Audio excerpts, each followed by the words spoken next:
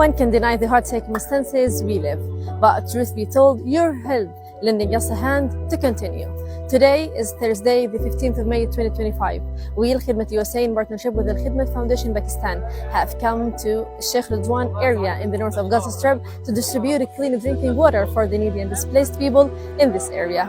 Remember, the Prophet Muhammad, peace be upon him, said, "Do not disdain a good deed, no matter how small it may seem to others." May this reduce and minimize the suffering the Gazans face. Thanks for your unlimited support.